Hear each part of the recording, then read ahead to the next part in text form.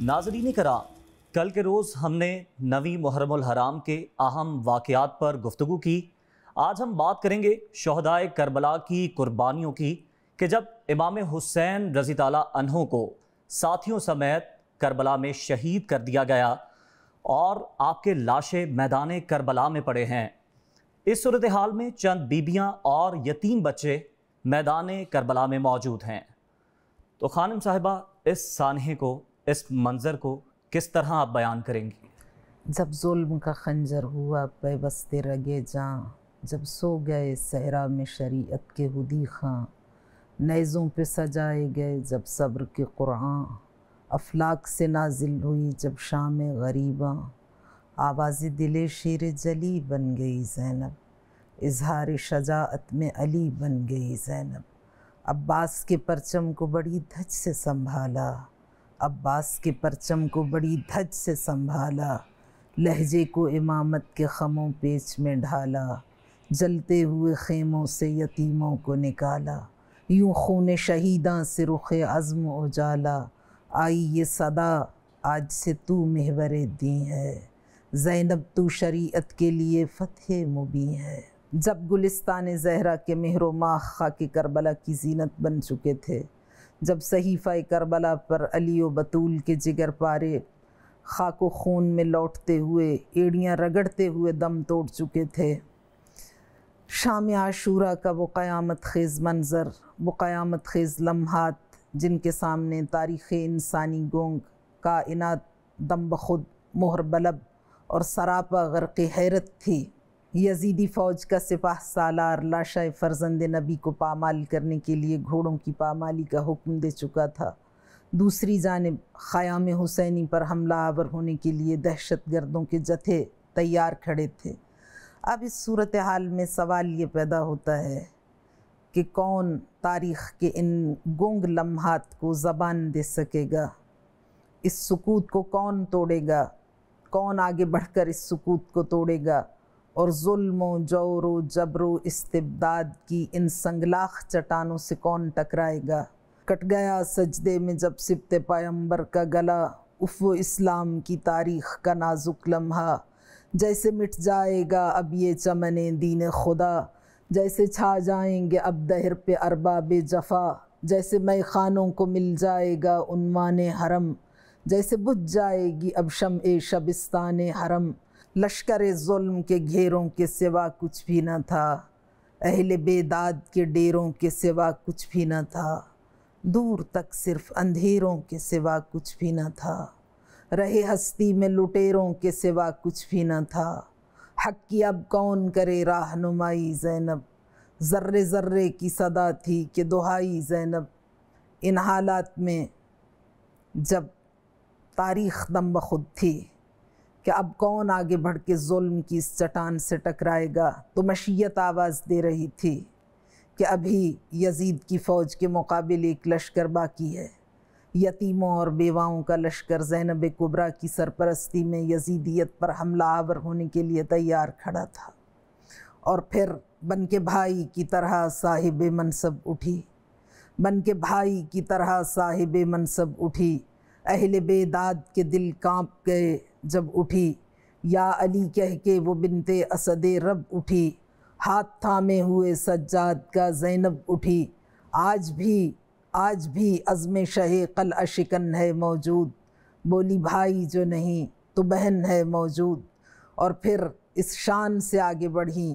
کہ گواہ ہے تیری جرأت پہ کربلا کی زمین، امام وقت کو کی تو نے صبر کی تلقین، لوٹا کے اپنی کمائی بچا کے دولت دین، بھوجا کے شمع تمنا جلا کے شمع یقین، سکون و صبر کی ایک کائنات لے کے چلی، اجل کی گود سے نکلی حیات لے کے چلی، جگر پہ اکبر و قاسم کے داغ اٹھائے ہوئے، ضعیف جسم پہ دروں کے زخم کھائے ہوئے، گرانی رسن و توق آزمائے ہوئے، جو درد دل تھا اسی کو دوا بنائے ہوئے، سوئے دمشق چلی حق کی روشنی لے کر، جو مر چکے تھے خود ان کی بھی زندگی لے کر، قدم قدم پہ مقاصد کی عظمتوں کا خیال، नफस नफस में भतीजे की ज़िंदगी का सवाल, रिदा छिनी तो बढ़ा और इस्मतों का जलाल, खुले जो बाल तो निखरा हुसैनियत का जमाल, नकीब फ़तेह शहे मशरिक़ैन बन के उठी, नकीब फ़तेह शहे मशरिक़ैन बन के उठी, न थे हुसैन तो ज़ैनब हुसैन बन के उठी। शाम ग़रीबा के वाक़यात इतने आसाब शिकन हैं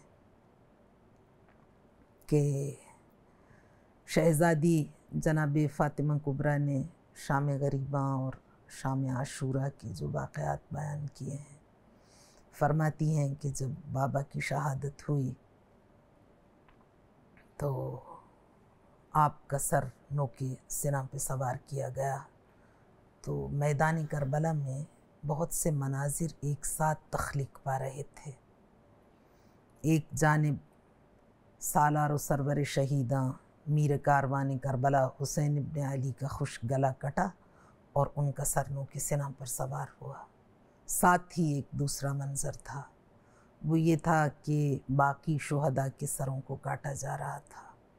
और एक दस्ता फ़ौज का कटे हुए सर के जो अब्दान थे उनको खींच के एक मकाम पे ले जा रहा था। चौथा मंज़र ये था कि घोड़ों के सुमों में नालबंदी हो रही थी और पांचवा मंज़र ये था कि फ़ौज का एक दस्ता जो नेज़ा बरदार अफराद पर मुश्तमिल था वो घोड़ों पर सवार हुआ और सरज़मीन करबला को अपने नेज़ों से बरमाने लगे। तो शहज़ादी फरमाती हैं कि हमने सवाल किया कि ये ज़मीन करबला को नेज़ों से क्यों बरमाया जा रहा है, तो जवाब ये मिला कि 6 महीने के रज़ी सग़ीर का लाशा नहीं मिल रहा, उसके सर को तन से जुदा करना है और उसे नोके सिना पे सवार करना है। और फिर बीबी फरमाती हैं कि हम सब की निगाहों के सामने और मादर अली असगर की निगाहों के सामने एक नेज़ा बरदार का नेज़ा ज़मीन से जब ऊपर उठा तो उसमें 6 महीने के रज़ी सग़ीर का बदन उलझा हुआ। फिर माँ की निगाहों के सामने उस नन्हे सग़ीर का गला काटा गया और उसका सर नोके नेज़ा पे सवार किया गया। एक और मंज़र कि करबला की सरज़मीन पर घोड़ों के सुमों में नालबंदी हो रही थी, तो हमने पूछा अम्मा फ़िज़ा ये क्या हो रहा है, तो कहा कि बेगुनाहों के लाशों को पामाल किया जाने वाला है। और फिर उसके बाद बीबी फरमाती हैं कि बहुत से घोड़े जिनकी नालबंदी हो चुकी थी वो लाशों की जानिब दौड़ पड़े, लेकिन फिर एक मर्तबा मैदान में एक शोर उठा, फरियाद बुलंद हुई और दौड़ते हुए घोड़े रुक गए, जबकि अभी वो लाशों तक नहीं पहुँचे। तो जब रुके तो पूछा अम्मा फ़िज़ा ये घोड़े रुक क्यों गए, कहा बीबी होर का कबीला आ गया, कहा हम अपना लाशा पामाल नहीं होने देंगे। लोग ये सवाल करते हैं कि वो कौन लोग थे जिन्होंने कहा कि होर का लाशा पामाल नहीं होगा, तो इसका जवाब ये है कि वो वही अफराद थे जिन्होंने हुर को कत्ल किया था। लेकिन अरब में कत्ल कर देना कोई इतनी बड़ी बात नहीं मुखालिफत पर, लेकिन किसी के लाशे की बेहुरमती करना, उसके आज़ा को मुसला करना, उसके लाशे को पामाल करना, ये गैरत अरब के ख़िलाफ़ है। वो अरब मुसलमान हों या नॉन मुस्लिम, ये उनकी गैरत का सवाल है। तो इसलिए उन्होंने कहा कि हमें हुर से इख्तिलाफ़ था, हमने उसे कत्ल कर दिया, लेकिन ये हमारे कबीले की इज़्ज़त का सवाल है, इसलिए हम इसका लाशा पामाल नहीं होने देंगे। तो दौड़ते हुए घोड़े रुक गए। उसके बाद फिर घोड़े दौड़े और फिर लाशों तक नहीं पहुँचे और फिर रुक गए। कहा अम्मा फ़िज़ा अब क्या हुआ, कहा बीबी हबीब का कबीला आ गया, कहा हम हबीब का लाशा भी पामाल नहीं होने देंगे। फिर थोड़ी देर के बाद घोड़े रुके, फिर मैदान में एक फरियाद बुलंद हुई, असलहे में झनकार पैदा हुई, शोर गुल हुआ और एक मर्तबा फिर दौड़ते हुए घोड़े रुक गए। कहा अब क्या हुआ, कहा नाफे का कबीला आ गया। उसके बाद फिर ये मंज़र मुसलसल दोहराया जाता रहा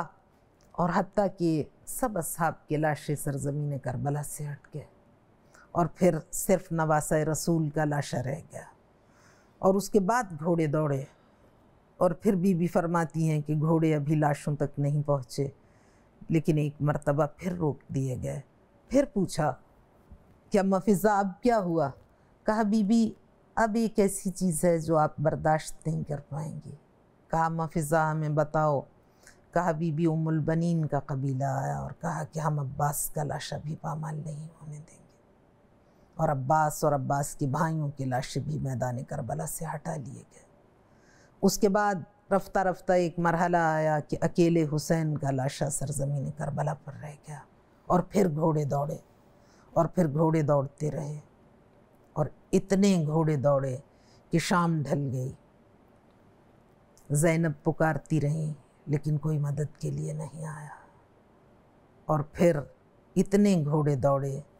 کہ بیان کیا گیا کہ زیارت ناہیہ کے الفاظ ہیں، اور عبید اللہ ابن زیاد کے دربار میں کربلا کے قاتلوں نے آ کے یہ اعتراف کیا، کہا ایھا الامیر نحن رززنا الصدر بعد الظہر، ہمیں امام حسین کے قاتلوں سے زیادہ بڑا انعام دے۔ کہا کہ قاتل سے زیادہ بڑا انعام؟ کہا ہاں۔ کہا کیوں؟ کہا ہم نے سرزمین کربلا پر ایک ایسا کام کیا ہے جو حسین کا قاتل بھی نہ کر سکا۔ وہ کیا کام ہے؟ کہا کہ نحن رززنا الصدر بعد الظہر،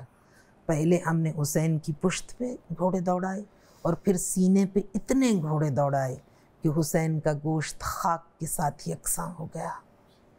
اور جب خاک کے ساتھ یکساں ہوا تو اس کے بعد جو سیدہ زینب کی شجاعت، بہادری، صبر و استقامت، اور بی بی کی اس وقت دین اسلام کے لیے جو خدمت ہے، جس کے لیے انہیں محسنہ اسلام کا خطاب دیا گیا۔ حدیث عشق دو باب است، کربلا و دمشق، یکی حسین رقم کر و دیگری زینب۔ آیت اللہ مامقانی نے ایک کتاب تحریر کی ہے، وہ کہتے ہیں تقول زینب وما ادراک ما زینب، تم کہتے ہو زینب، تمہیں معلوم ہے زینب کون ہے، کس شخصیت کا نام ہے؟ مصر کی ایک پی ایچ ڈی ڈاکٹر ہے اہل سنت، عائشہ بنت شاطی، اس نے ایک کتاب تحریر کی ہے بطلۃ الکربلا کے نام سے، کربلا کی شیر دل خاتون۔ اس نے بھی سیدہ زینب کی شخصیت کے جن پہلوؤں پر روشنی ڈالی ہے، اگرچہ بی بی کی شخصیت کے پہلو اتنے زیادہ ہیں کہ ان کو بیان کرنا ہمارے امکان میں نہیں، لیکن کربلا میں جو ان کی شجاعت، بہادری اور صبر و استقامت جس کا مظاہرہ بی بی نے کیا، اور جو ان کی شخصیت ہماری نگاہوں کے سامنے آئی، وہ اتنی حیران کن ہے کہ آپ کو تعجب ہوگا کہ نان مسلم ریسرچرز نے سیدہ زینب پر اتنی معرکۃ الآراء کتابیں لکھی ہیں کہ جرمنی کا ایک نان مسلم جرمن ڈاکٹر ہے، آتھر ہے، جس نے سیدہ زینب پر کتاب لکھی ہے، اور اس کی ٹرانسلیشن میں نے پرشین میں پڑھی۔ اس نے بی بی کی شخصیت کو جس طرح سے بیان کیا، اس نے کہا کہ اس زمانے میں ڈگریاں ہوتی ہیں ڈیزاسٹر مینجمنٹ کے لیے، اور اس طرح کے حالات پر قابو پانے کے لیے افراد کو ٹرین کیا جاتا ہے۔ تعجب کا مقام ہے کہ جو بی بی کبھی گھر کی دہلیز سے باہر نہیں نکلی، واقعہ کربلا جس نے اذہان انسانی کو تہو بالا کر دیا، جس کا تذکرہ 1400 سال کے بعد سننے پر انسان لرز اٹھتا ہے اور زبانیں گنگ ہو جاتی ہیں، حواس باختہ ہو جاتا ہے، کس طرح اس بی بی نے شام غریباں کی اس قیامت میں لاشوں کو سنبھالا، جلی ہوئی قناتوں کو نصب کیا، یتیموں اور بیواؤں کو جمع کیا، ٹوٹی ہوئی ذوالفقار اٹھائی، الحافظ الحفیظ کی آوازیں بلند کیں، اور صحیفہ کربلا پر اپنے جگر پاروں کے بے گور و کفن لاشوں پر بی بی نے ایک حسرت بھری نگاہ ڈالی،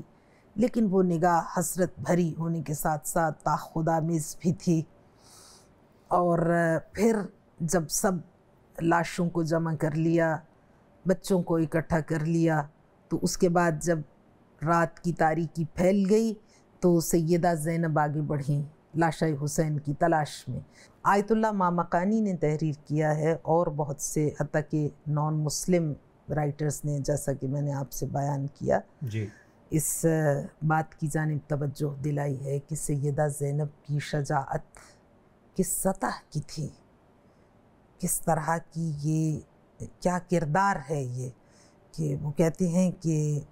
بی بی نے جب رات کی تاریکی پھیل گئی، تاریکی پھیلنے کا انتظار اس لیے کیا کہ آپ کے سر پہ چادر نہیں، چادریں چھین لی گئی ہیں، خیموں کو جلا دیا گیا ہے۔ تو بی بی آئیں لاشِ حسین کی تلاش میں، اس لیے کہ دشمن یہ چاہتا تھا کہ حسین ابن علی کے آثار کو مٹا دے۔ اور یہ واقعات عاشورہ میں ہم یہ بہت سے مناظر ہماری نگاہوں سے گزرتے ہیں کہ جب آپ کی شہادت ہوئی اس وقت آپ پر پتھروں سے پتھر گرائے گئے اور پتھراؤ کیا گیا لاشے پر۔ اس کے بعد جب آپ کا لاشا پامال کیا گیا تو اس کے بعد پھر بہت زیادہ پتھر گرائے گئے، اور اس کا مقصد یہ تھا کہ دشمن یہ نہیں چاہتا تھا کہ حسین ابن علی کے کوئی آثار باقی بچ جائیں، کسی کو معلوم نہ ہو کہ آپ کا بدن مبارک کہاں پر ہے۔ تو وہ فرماتے ہیں دشمن نے اس کے بعد بھی بس نہیں کی، اور دشمن کے کیا مقاصد تھے،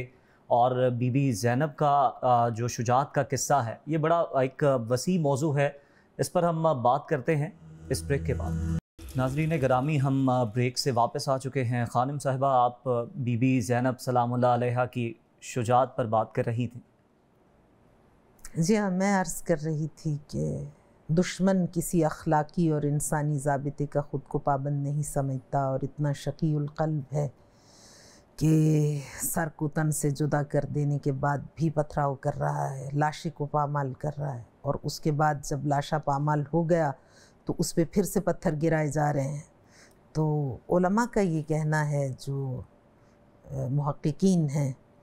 کہ سیدہ زینب نے رات کی تاریکی کا انتظار کیا اور وہ امام حسین کے بدن مبارک کی جستجو میں میدان کربلا میں آئیں،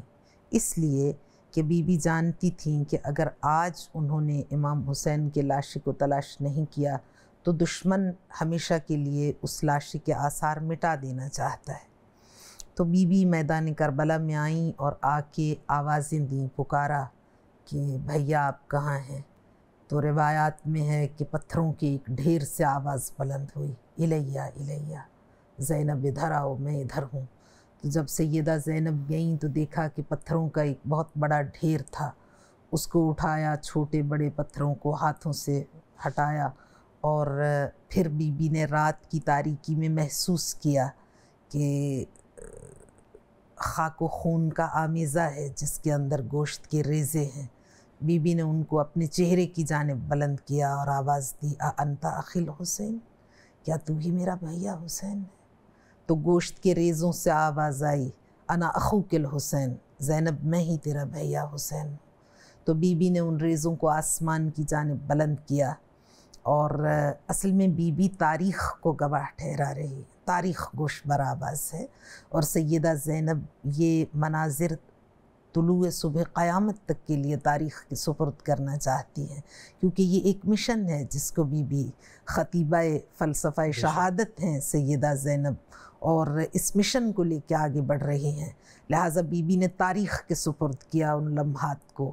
تو محفوظ کرنا چاہا۔ تو کہتے ہیں کربلا کے قاتلوں نے اس روایت کو بیان کیا۔ ہمارے پاس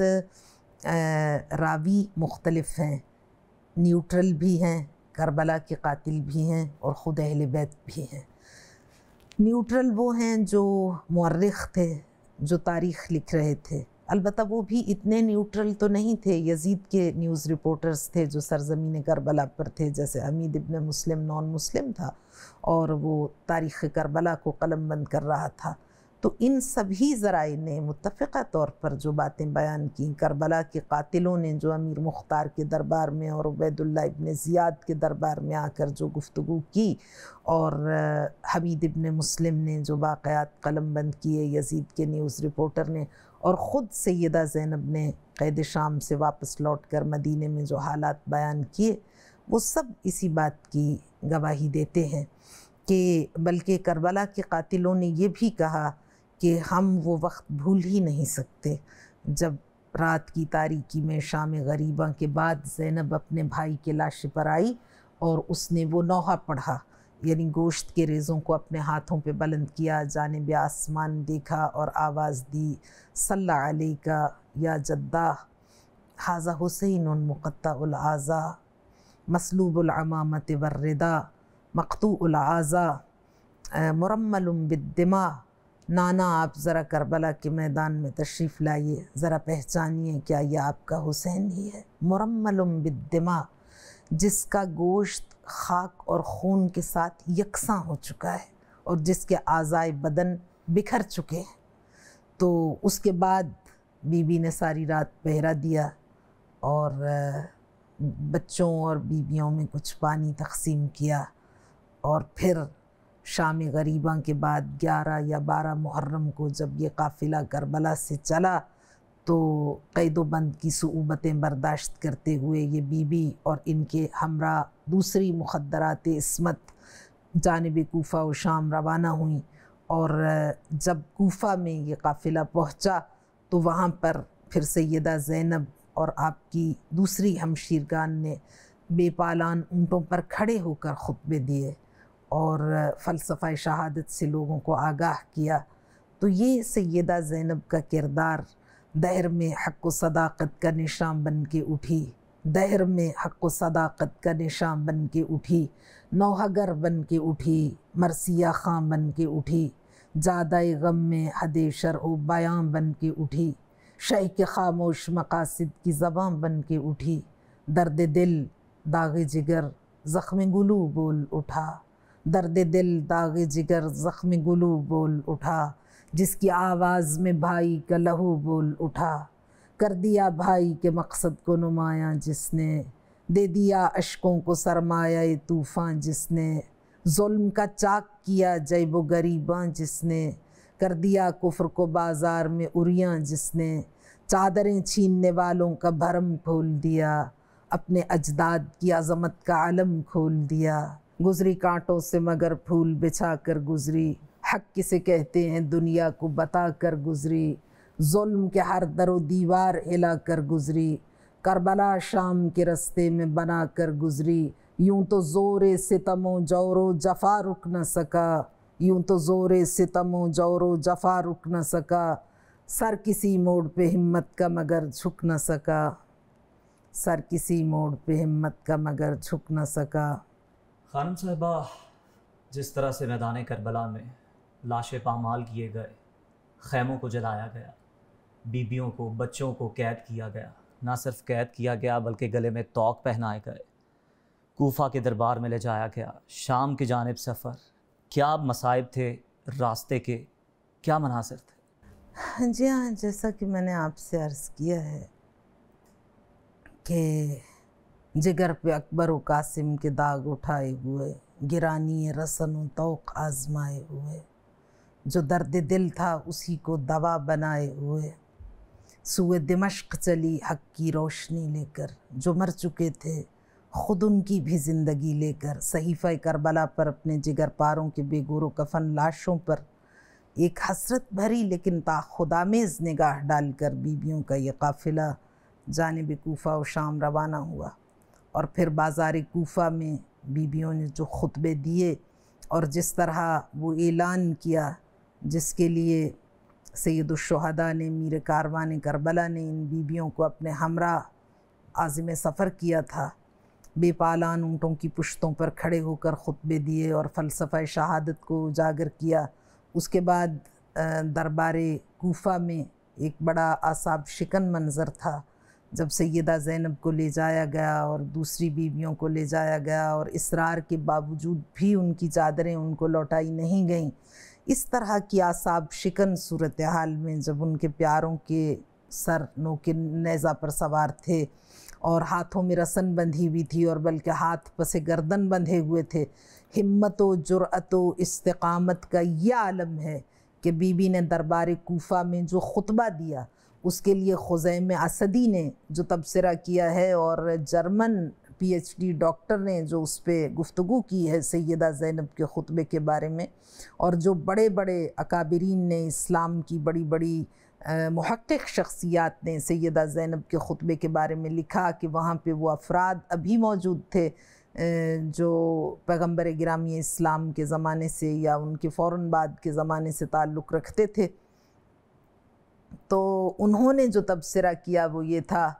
کہ ہم نے آج تک نہ ایسی خطابت اور نہ ایسی آواز نہیں سنی، اور ایسا محسوس ہوتا تھا کہ آواز علی کانوں میں آ رہی ہے۔ اور وہ جملہ ہے جس کو میں ریکال کرنے کی کوشش کر رہی ہوں، عربی متن کی ایک روایت ہے جو بیان کی گئی کہ ایسا محسوس ہو رہا تھا کہ خطیب منبر سلونی کے لہجے کا شکوہ سیدہ زینب کے لہجے میں، بلکہ میں نے اپنی کتاب کا جو انتساب لکھا، مجھے اس شہزادی سے خاص عقیدت ہے، تو میرے اپنے ہی جملات ہیں جو میں نے لکھے تھے اس کتاب کے آغاز میں، کہ وہ بی بی جس کے تاریخ ساز خطبوں نے بنی امیہ کے لشکروں کی طاقت و ہیبت کے پرزے ہوا میں اڑا دیے، جس کے آتشیں الفاظ خرمن یزیدیت پر برق بن کر گرے، اور جس نے خطیب منبر سلونی کے لہجے کے شکوہ صبت علیہ مصائب لو انہا صبت علی الایام سرنا لیالیا کے درد کو اپنے لہجے میں سمیٹ کر اپنے خطبوں سے ذوالفقار حیدری کا کام لیا۔ بولی تو ستم خوف سے خود خاک بسر تھا، بولی تو ستم خوف سے خود خاک بسر تھا، ہر لفظ میں ایک ضرب ید اللہ کا اثر تھا۔ زینب کے وہ خطبات وہ آیات کا طوفاں، زینب کے وہ خطبات وہ آیات کا طوفاں، جذبوں کا تلاطم وہ تہے تابش ایماں، جذبوں کا تلاطم وہ تہے تابش ایماں، ہر حرف کے ادراک میں کھلتا ہوا قرآن، یک جنبش لب صورت برق سر فاراں، جل بجھ گیا باطل کے دھواں تک نہیں ملتا، جل بجھ گیا باطل کے دھواں تک نہیں ملتا، اب بیعت فاسق کا نشان تک نہیں ملتا۔ کوفہ سے یہ قافلہ جب شام میں پہنچا تو جس طرح کے، چونکہ دشمن نفسیاتی حربے استعمال کرتا ہے، صرف جسمانی تشدد نہیں، صرف بھوک اور پیاس کی تکالیف کا سامنا نہیں، صرف اپنے پیاروں کے داغ جو قلب و ذہن اور جگر کو زخمی کیے ہوئے ہیں، صرف وہ نہیں، بہت سے حالات اور بہت سے مشکلات کا سامنا ہے۔ جب دروازہ شام پر پہنچے تو 3 روز تک اس قافلے کو اس دروازے پہ ٹھہرایا گیا، اور اسی حالت میں کہ 18 بیویوں کی گردن ایک رسی میں جکڑی ہوئی ہے، اور ہر سن و سال کی بیوی کی گردن اسی رسی میں جکڑ دی گئی ہے، جبکہ ہر ایک کا قد الگ ہے، ہر ایک کی عمر الگ ہے۔ 3 روز تک انہیں دروازہ شام پہ ٹھہرایا گیا، اور اس کے بعد بدمعاشوں میں، شرابیوں میں جس طرح بازار سجایا گیا اور بیویوں کو لایا گیا، اور پھر چلتے چلتے وہاں پہ ایک دروازہ ہے باب الساعات، جب آپ دمشق جائیں تو وہاں پہ دروازہ ہے، ان سے پوچھا جائے کہ اس کی ہسٹری کیا ہے، اس کی تفصیل کیا ہے،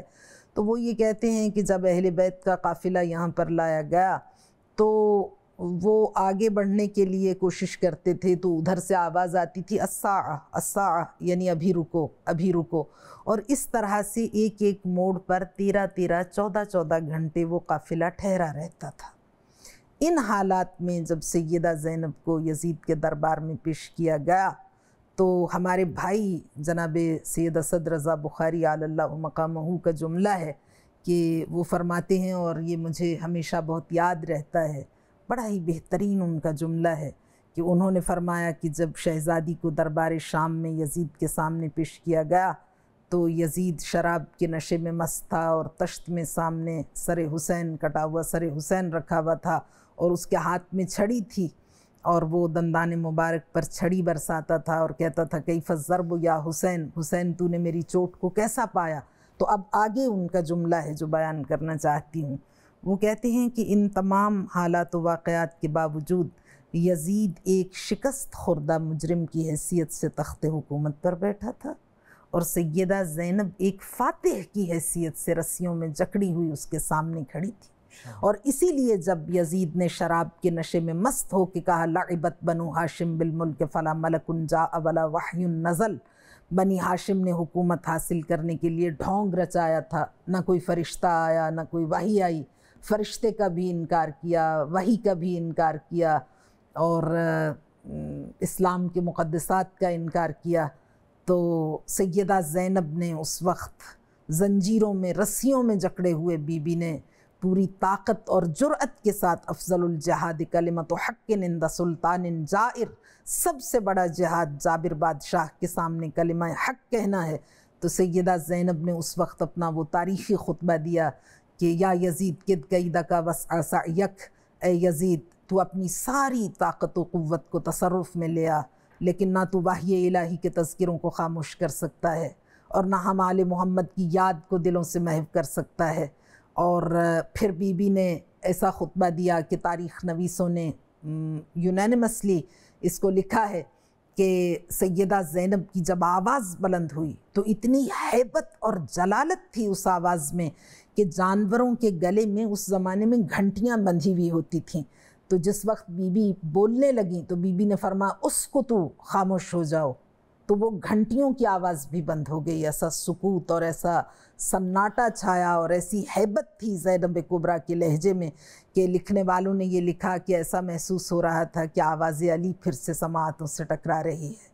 تو یہ جرأت و بہادری سیدہ زینب کی۔ اور پھر بی بی نے وہ جو شام میں خطبہ دیا اسی نے قصر شام کی بنیادوں کو متزلزل کر دیا۔ یوں بھجا کر رکھ دیے آہوں نے دولت کے دیے،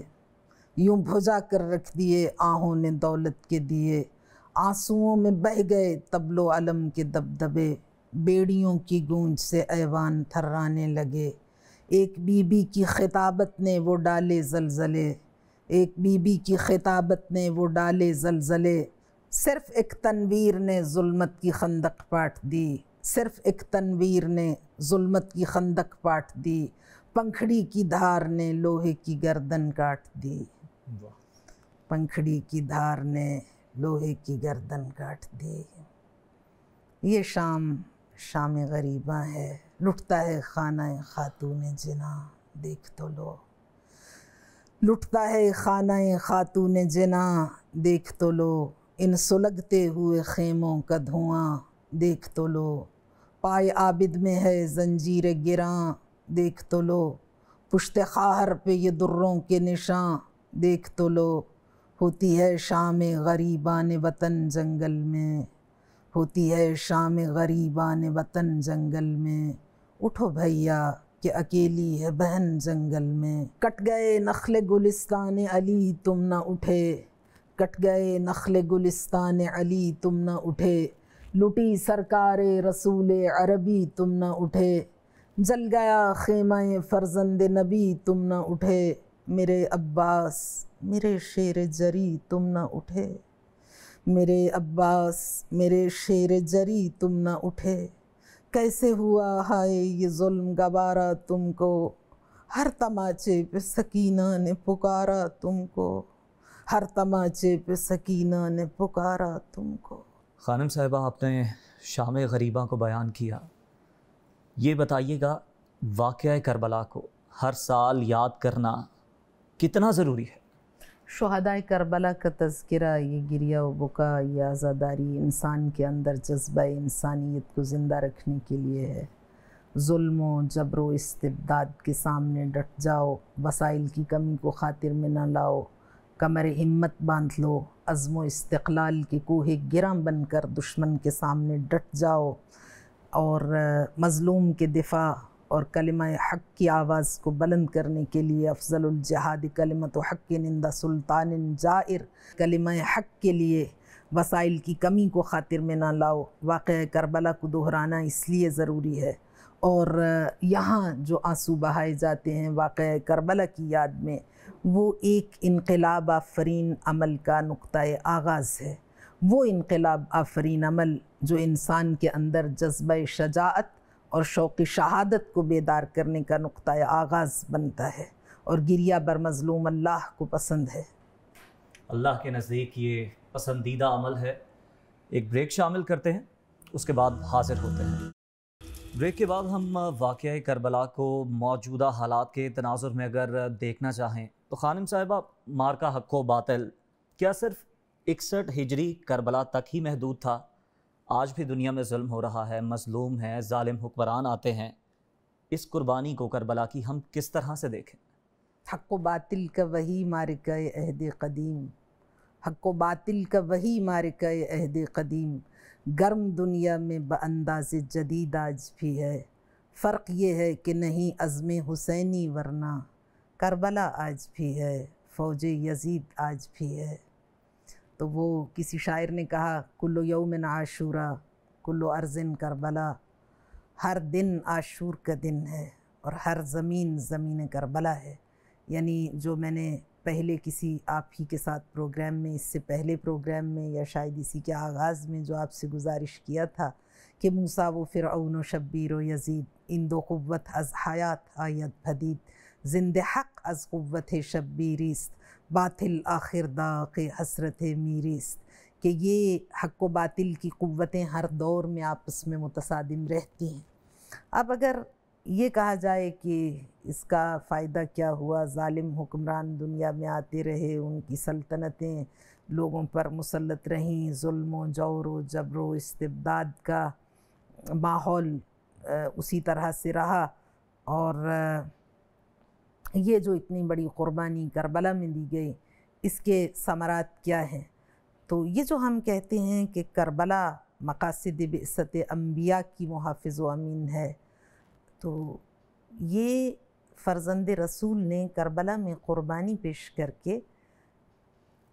جیسا کہ میں نے گزارش کیا کہ یزیدی اسلام کو محمدی اسلام سے جدا کر دیا، ایک حد فاصل دونوں کے درمیان قائم کر دی کہ وہ محکمہ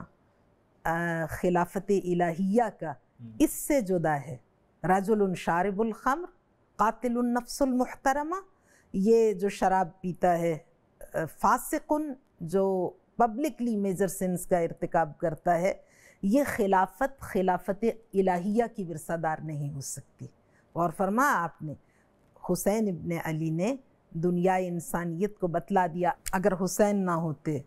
تو آج اسلام کی نمائندہ یزیدیت ہوتی، لیکن یہ حسین ابن علی کا کمال ہے. حسین وجود پیغمبر کی بقا کا نام ہے،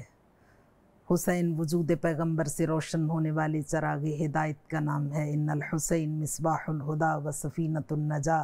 سفینہ اسلام کو موج خون مصطفیٰ سے ساحل آشنا کرنے والے ناخدا کو حسین کہتے ہیں. موج خون ناب محمدی کے معجزہ خالدہ کا نام حسین ہے، کشتی نجات کا نام حسین ہے، نجات کے ساحل کا نام حسین ہے. آقائے دو جہاں سرکار رسالت مآب صلی اللہ علیہ وآلہ وسلم نے نجات نوع بشر کے لیے جو دین مبین پیش کیا، اس کا تجسم حسین ہے. یہ حسین ہے جو اسرار شہادت کے ساتھ ترجمان نبوت ہے. یہ حسین ہے جو سر نو کے سنا تکلم ریز ہے. حسین کے وجود مسعود میں رسالت سانس لیتی ہے. حسین کے پیکر میں علی کا معجزہ کراریت جلوہ نما ہوتا ہے. اسلام کے دفاعی حصار کا نام حسین ہے. تاریخ نے فیصلہ دے دیا، اگر حسین نہ ہوتے تو تاریخ آج علی کو کھو چکی ہوتی. اور جیسا کہ میں نے عرض کیا، ایک حد فاصل قائم کر دی یزیدی اسلام اور محمدی اسلام کے درمیان، یزیدی اسلام اور حقیقی اسلام کے درمیان. جب بڑھا سوئے گریبان بشر ظلم کا ہاتھ، جب بڑھا سوئے گریبان بشر ظلم کا ہاتھ، زلزلانے لگا جب قصر شریعت کا ثبات. کھول اس بھید کو اے غربت عاشور کی رات، بول اے دین پیمبر کی ابد رنگ حیات. تیرے جلتے ہوئے ہونٹوں پہ کوئی نام آیا، جز حسین ابن علی کون تیرے کام آیا. وہ حسین ابن علی وقت کی تہذیب کا ناز، وہ حسین ابن علی وقت کی تہذیب کا ناز، جس نے افشا کیا انسان کی توقیر کا راز، جس کا ہر زخم ہے سرمایہ سلطان حجاز، جس نے تیروں کے مسلح پہ ادا کی ہے نماز. گرم جھونکوں سے جو احوال صبا پوچھتا ہے، گرم جھونکوں سے جو احوال صبا پوچھتا ہے، زیر خنجر بھی جو خالق کی رضا پوچھتا ہے، زیر خنجر بھی جو خالق کی رضا پوچھتا ہے. حسین کا کوثر ہدایت کربلا کی پیاس کے ساحل سے رواں ہو کر تشنہ ہدایت انسانیت کی شاد کامی کے لیے گلی گلی کوچہ کوچہ میخانہ معرفت لیے ہوئے ہے. صرف بیداری شرط ہے. کربلا انسانیت کی طلب ہے، لیکن بیداری شرط ہے. انسان کو بیدار تو ہو لینے دو. ہر قوم پکارے گی ہمارے ہیں حسین، قومیتوں سے بالاتر ہو کر، مذہب و ملت سے بالاتر ہو کر. جیسا کہ حکیم امت نے کہا کہ جو بھی انصاف طلب اور حریت پسند افراد دنیا میں آئیں گے طلوع صبح قیامت تک ان کے میر کارواں حسین ابن علی ہوں گے۔ جو حریت و آزادی کا سبق حسین ابن علی نے دیا سرزمین کربلا میں اپنی قربانی پیش کر کے۔ خانم صاحبہ، واقعہ کربلا کے بعد ذرائع ابلاغ تو اس دور میں نہیں تھے، لیکن وقت کے ساتھ ساتھ جب یہ خبر لوگوں تک پہنچی کہ نواسہ رسول امام حسین کو شہید کر دیا گیا ہے، ان کے خانوادے کے ساتھ یہ سلوک کیا گیا ہے، کیا تاثرات تھے لوگوں کے؟ بہت سی تحریکیں اٹھیں واقعہ کربلا کے بعد یزید کے اس ظلم کے ریاکشن میں، اور ایک کتاب میں نے پڑھی تھی کچھ عرصے پہلے، بلکہ میں نے ایک تقریر کی تھی جمال صحابیت در کربلا، جمال خاتمیت در کربلا اور جمال صحابیت در کربلا کے عنوان سے 2 تقاریر کسی ٹی وی چینل کے لیے کی تھی۔ اس میں میں نے بیان کیا تھا، وہ سارے مطالب تو میرے ذہن میں نہیں ہیں، کہ صحابہ کرام رضوان اللہ علیہم کی ایک تعداد اس زمانے میں موجود تھی، لیکن پہلی بات تو یہ کہ فاصلے اتنے زیادہ تھے، سفر کی صعوبتیں، اور پھر وہ افراد جو زمانہ نبی کریم صلی اللہ علیہ وآلہ وسلم کو درک کر چکے تھے وہ کوئی جوان افراد نہیں تھے، اور پھر خبر کا ان تک فوراً پہنچنا، قیام عاشورہ سے پہلے کی بات کر رہی ہوں، یہ بہت مشکل امر تھا۔ اس کے باوجود آپ کو تعجب ہوگا کہ سرزمین کربلا پر نواسہ رسول کے ساتھ جو 72 افراد شہید ہوئے، ان میں سے 21 افراد پیغمبر گرامی اسلام صلی اللہ علیہ وآلہ وسلم کے صحابہ کرام رضوان اللہ علیہم میں سے تھے، جنہوں نے بڑھاپے کے باوجود سفر کی صعوبتوں کو برداشت کر کے، یہ بہت بڑی بات ہے کہ اتنی بڑی تعداد کربلا تک پہنچ گئی ان حالات میں، اور اس کے بعد کہتے ہیں کہ جب نواسہ رسول کی شہادت کی خبر پہنچی تو جو اصحاب رسول صلی اللہ علیہ وآلہ وسلم زندہ تھے وہ اپنے گریبان چاک کر کے صحراؤں کی جانب نکل گئے، نوحہ بکا کرتے ہوئے، چونکہ انہوں نے بزم رسالت کو دیکھا تھا، انہوں نے سرکار رسالت مآب صلی اللہ علیہ وآلہ وسلم کے ملکوتی لبوں سے نکلنے والے وہ کلمات جو ان شہزادوں کی شان میں بیان کیے گئے تھے، انہیں وہ مناظر ان کی نگاہوں میں تازہ ہونے لگے جب آقا نامدار ان شہزادوں کو اپنے شانوں پر اٹھائے ہوئے ہیں، اور صحابہ کرام کہتے ہیں نعم الراکب، سواری کتنی اچھی ہے، نعم المرکب، سواری کتنی اچھی ہے، تو آقا نامدار صلی اللہ علیہ وآلہ وسلم نے فرمایا تم یہ دیکھو نعم الراکب، سوار کتنا اچھا ہے۔ اور پھر حالت سجدہ میں جب حسنین شریفین آپ کی پشت پر سوار ہوئے، اور خاص طور پر امام حسین جب آپ کی پشت پر سوار ہوئے، تو آپ نے سجدے کو اتنا طولانی کیا کہ ساتھی گھبرا گئے اور انہوں نے سمجھا کہ شاید کوئی مشکل پیش آ گئی ہے، لیکن جب دیکھا تو نواسہ رسول پشت پر سوار تھے، اور جب وہ اپنی مرضی سے اترے تو سرکار نے اپنے سجدے کو ختم کیا، اور جب سجدے سے بلند ہوئے تو نماز کے اختتام پر جب صحابہ کرام نے سوال کیا کہ یا رسول اللہ آپ نے سجدے کو اتنا طولانی کر دیا، تو وما ینطق عن الہوی ان ھو الا وحی یوحی کے مصداق صادق مصدق پیغمبر صلی اللہ علیہ وآلہ وسلم نے ارشاد فرمایا کہ حسین منی وانا من حسین، حسین مجھ سے ہے اور میرے دین کی بقا حسین سے ہے۔ اس کو معمولی نہ سمجھو، یہ بہت بڑی شخصیت ہے۔ جب ظاہر ہے کم سنی کا دور تھا، جب آقا کی رحلت ہو گئی تو اسی زمانے میں جب بہت کم سن تھے مسجد میں تشریف لائے تو آقا نے خطبہ دیتے ہوئے آگے بڑھ کے شہزادے کو گود میں اٹھایا، تو کسی نے کہا کہ یا رسول اللہ آپ تو آسمان و زمین کی زینت ہیں، تو آقا نے فرمایا انہا ابنی، یہ میرا بیٹا زین السماوات والارض، یہ آسمان و زمین کی زینت ہے، اس کے مقام کو پہچانو۔ تو صحابہ کرام ظاہر ہے جنہوں نے اس زمانے کو درک کیا تھا ان کے لیے یہ بہت زیادہ تکلیف دہ امر تھا۔ تو واقعہ کربلا کے بعد بہت سی تحریکیں اٹھیں، اور قیام عاشورہ کے بعد انتقام کے لیے، یزیدی حکومت کو نیست و نابود کرنے کے لیے احتجاج کے طور پر بہت سی تحریکیں، قیام مختار ثقفی، جی ہاں، انہوں نے بھی قیام کیا، سلیمان ابن سرد خزائی نے، بہت سے لوگوں نے قیام کیا، اور بڑی ایک ہیجان انگیز صورتحال پیدا ہوئی واقعہ کربلا کے بعد۔ خانم صاحبہ، ایک سوال جو آپ نے ابھی گفتگو یہاں پر کی، اس میں سے ایک سوال یہ پیدا ہوتا ہے، جس طرح سے آپ نے بتایا کہ 21 صحابہ کرام کربلا پہنچے، ضعیف العمر پیرانہ سالی کے باوجود، تو جو وہاں کربلا میں اہل بیت اطہار کے بے گور و کفن لاشیں تھے، ان کو خاک کے سپرد انہی صحابہ کرام نے کیا۔ وہ تو شہید ہو گئے، وہ تو خود میر کاروان کربلا کی ہمراہی میں انہوں نے تو شہادت کا شرف پایا۔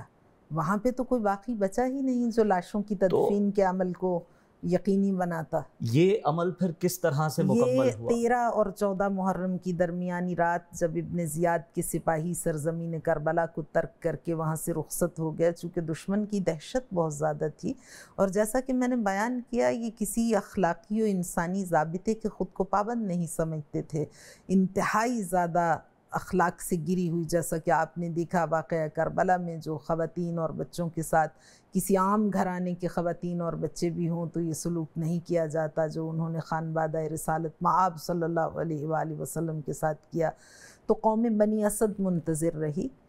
اور جب 13 محرم کی رات سپاہ ابن زیاد کربلا سے رخصت ہوئی اور انہوں نے اپنے کشتوں کو دفن کر دیا، تو اس کے بعد قوم بنی اسد سرزمین کربلا کی جانب بڑھی، اس اطمینان کے بعد کہ اب سپاہ یزید میں سے کوئی باقی نہیں ہے، سپاہ کوفہ و شام میں سے۔